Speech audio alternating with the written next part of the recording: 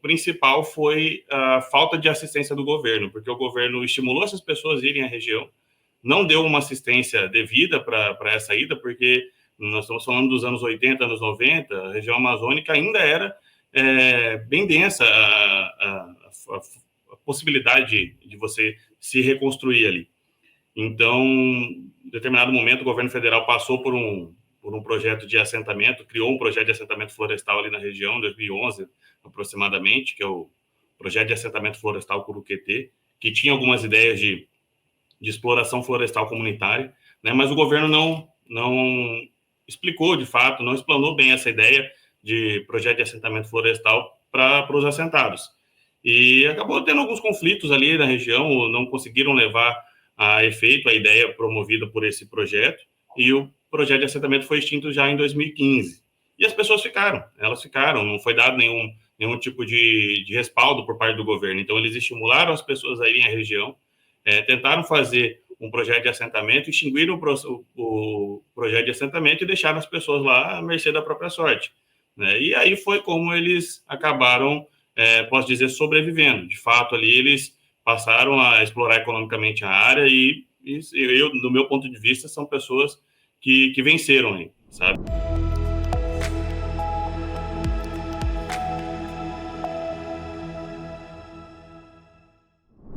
Olá, esse é o Inteligência Ambiental, canal no YouTube, podcast, onde nós falamos muito sobre o direito ambiental de modo prático e buscamos aqui difundir essa matéria que é tão linda, que é tão brilhante, e hoje um tema nada menos prático do que esse, é uma ida nossa até uma região muito desassistida do nosso país, que é o sul do Amazonas.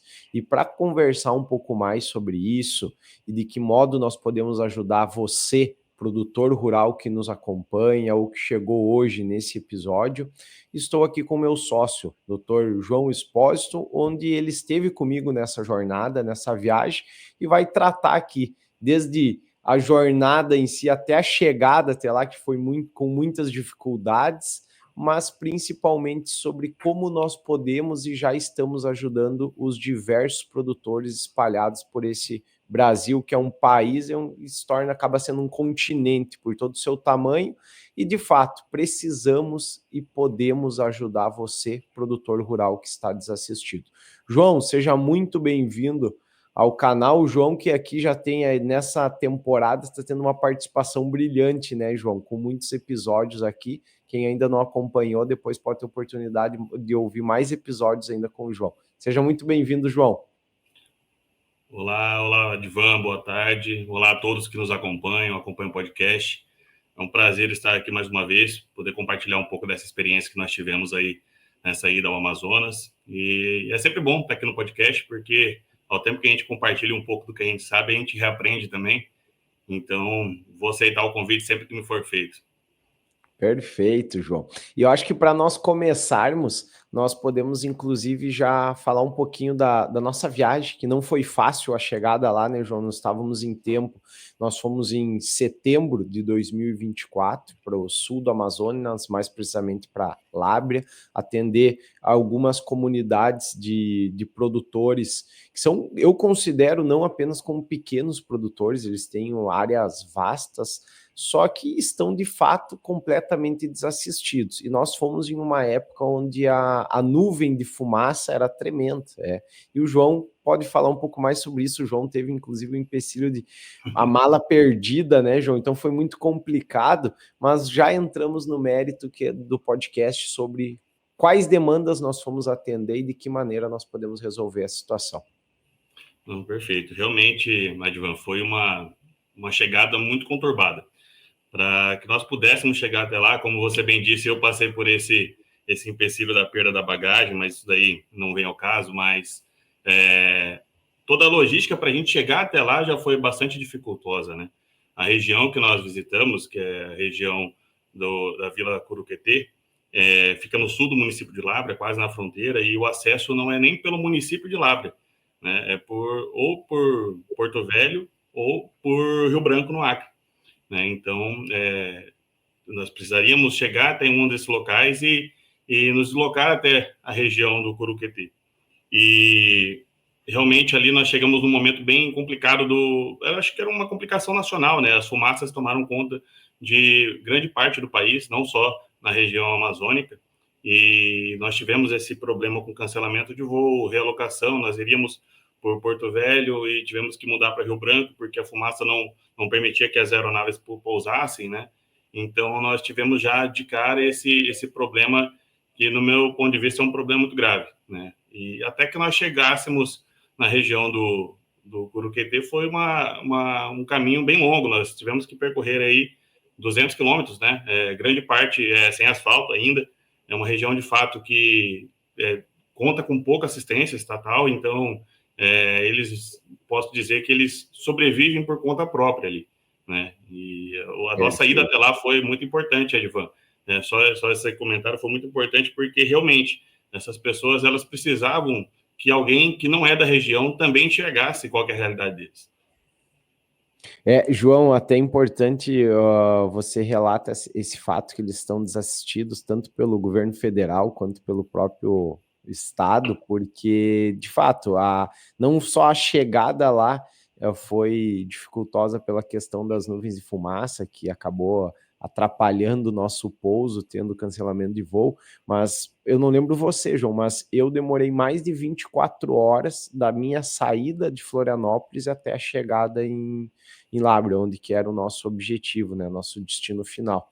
E com base nisso, nós chegamos lá e o pessoal já nos parabenizou só pelo fato de ter ido, porque é uma aventura. E isso acaba causando prejuízos para eles no sentido de que eles estão desamparados pelo poder público, até porque se nós que temos interesse em solucionar problemas, o poder público acaba deixando de lado algumas situações. Acabou que eles estão lá sendo vistos como degradadores, mas não como empreendedores do agro, que estão de fato tentando fazer do sustento da terra o sustento não apenas deles, mas de uma economia girar, porque eles têm um potencial enorme, aquele município tem um potencial enorme e estão deixando de lado essas pessoas. Eu gostaria que você falasse um pouco, João, para nós entrar aqui no mérito da situação, sobre quais foram as demandas que nos levaram até lá, qual foi o nosso objetivo, e depois nós entramos no mérito de como estamos buscando resolver essa situação. Não, perfeito. Principalmente, né, João, até já adiantando aqui, cancelamento de CARE, regularização fundiária e depois nós ficamos sabendo de muitas outras situações lá, né, de todos os passivos. Não, perfeito. Acho que quem nos acompanha tem conhecimento que o cadastro ambiental rural é um instrumento essencial para que você faça o cadastramento dessa propriedade e assim consiga explorar economicamente aquela área, enfim, obter benefícios econômicos e etc. E aquela região, as pessoas já tinham, pelo menos o pedido do CAR, fizeram o seu registro em tempo, né, e tiveram, de uma forma abrupta, um cancelamento massivo dos cadastros ambientais rurais das pessoas ali da região. E antes de ir, obviamente, nós precisávamos fazer aí um levantamento sobre o que gerou esse cancelamento, do que resultou, o que aconteceu para resultar nesse cancelamento, sem que fossem comunicados anteriormente, né, previamente. E, de fato, vimos ali que se tratava de um procedimento investigativo do Ministério Público Federal, numa força-tarefa, que é a Força-Tarefa da Amazônia, que entendeu que aqueles CARs não poderiam ter sido inscritos da forma que foram, né?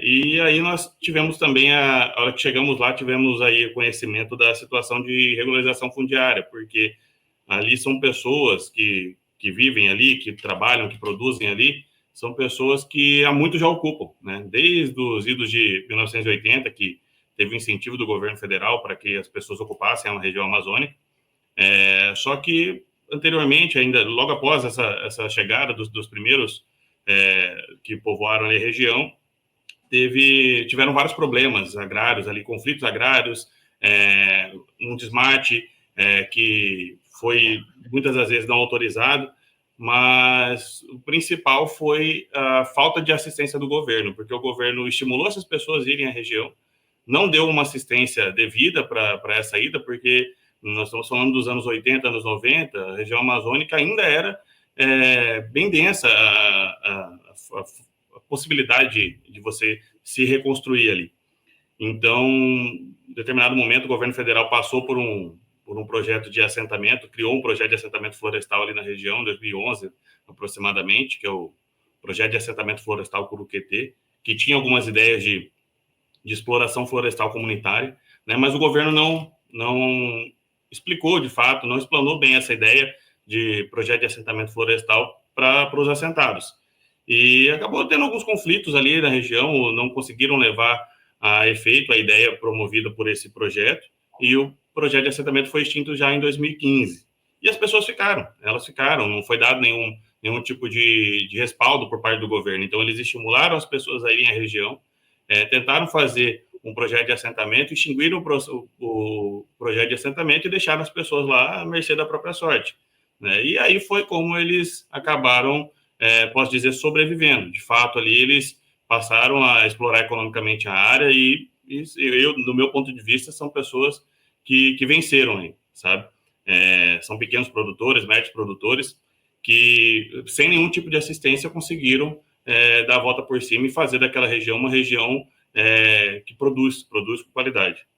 Mas também, além disso, né, a questão dos produtores que foram desassistidos pelo governo, que tiveram seus CARs cancelados, né, os seus cadastros ambientais cancelados, eles também ainda precisavam passar por um processo de regularização fundiária. São várias áreas que não são tituladas, são pessoas que usam ali, exploram economicamente a título de posses já passivas, posses justas, né, mas posses antigas que vieram sendo cedidas a título oneroso ou não, para outras pessoas que deram continuidade. Então, os problemas principais que nós enfrentamos antes de chegar, que nós visualizamos, diagnosticamos antes de chegar, foi justamente o problema de cancelamento do CAR e todo o histórico da região para regularização fundiária. Só que, como você bem disse, Edvan, chegando lá, nós constatamos aí outras situações, né? Ações civis públicas ajuizadas à torta e à direita, sem lastro, enfim. Uma situação bem complexa ali da região. Aí entra no ponto que é um dos diferenciais do nosso escritório. Nós não vamos ir lá, tem uma reunião onde nós fizemos uma palestra, explicamos sobre direito, deveres dos produtores e principalmente sobre essa questão, objeto eram mais de 240 CARs que estavam sendo determinados os seus cancelamentos, e aí nós tínhamos como objetivo, óbvio, falar sobre isso. Mas depois nós buscamos atender individualmente esses produtores. E para grande surpresa da maioria deles, eles tinham diversos passivos ambientais, desde processos criminais, ações civis públicas, e eles sequer estavam acompanhando. E aí nós entramos nesse ponto, que é tão importante hoje. Se você tem um problema de saúde, você não vai, no mínimo, pesquisar no Google sobre isso. Então, se você tem um problema, um passivo ambiental, o mínimo é você, se tem uma área de terra, você estar pesquisando sobre essa área, se ela está regularizada ou não, de que maneira ela está. E foi, então, uma assistência mesmo, uma consultoria que nós prestamos para esses produtores. E é o nosso objetivo com quem nos procura, com quem quer e tem um interesse em ser nossos clientes. Então, falando de tudo isso, né, João, agora nós podemos até explicar, eu não quero que você mostre aqui a tua tese, que você abra, mas fica bem à vontade para trazer ou não a tua caixa preta, João, mas quero que você fale um pouco de que maneira nós estamos buscando. Claro, é um trabalho de formiguinha, é passo a passo, não é simplesmente, em um mês, em um ano, nós vamos resolver a situação desses produtores. Não, e nós deixamos isso muito claro para eles, e eles sabem, não adianta, ninguém é mágico aqui para agora apaga o que aconteceu e já estamos liberando. Nós não estamos acima da lei. Então, tudo isso nós vamos ter que buscar alguns remédios para solucionar esses problemas. Eu gostaria que você falasse um pouco da tua atuação, da equipe aí, como vem sendo, João, para nós buscarmos, de fato, consolidar um trabalho, entregar o que nós estamos falando para eles e conseguir resolver essas situações, que ainda é óbvio, não estão resolvidas, né? Não, perfeito, Edvan. Realmente aí é um trabalho longo, um trabalho que é paulatino, são etapas que precisam ser vencidas aí para que a gente consiga atingir um resultado satisfatório, o que a gente espera, né, para essas pessoas. O primeiro passo ali, que a gente entende como mais urgente, é a reversão dessa decisão que cancelou o CAR, né? E por que isso? E a gente acredita muito que isso dará certo. Porque isso tudo aconteceu sem que fossem respeitados as mínimas garantias constitucionais dessas pessoas. Vejam só, o cadastro ambiental rural ele é um instrumento de natureza declaratória e permanente, ele cria efeitos sobre terceiros, né? Ele tem aí um resultado jurídico semelhante ao de um registro público. E não é possível, muito embora a administração pública ela tenha ali dentro dos seus princípios da oportunidade de conveniência, o cadastro ele não pode ser cancelado ao bel prazer do agente público, né? Então, para que isso aconteça, para que seja feito um cancelamento, tem todo um processo que se exige a legislação. O Código Florestal, inclusive, ele fala disso, né? A pessoa ela tem que ser notificada antes para comprovar a sua regularidade, caso constatada uma irregularidade no seu cadastro, nas informações prestadas. A seriedade da declaração na inscrição do CAR é tamanha porque aquele declarante que prestar informações falsas, ele responde criminalmente. Enfim, então, ele se compromete no momento de sua inscrição e ele vai levar a efeito tudo aquilo que ele declarou. E, por isso, ele precisa ser notificado antes para que esclareça qualquer irregularidade, inconsistência. Enfim, isso não aconteceu.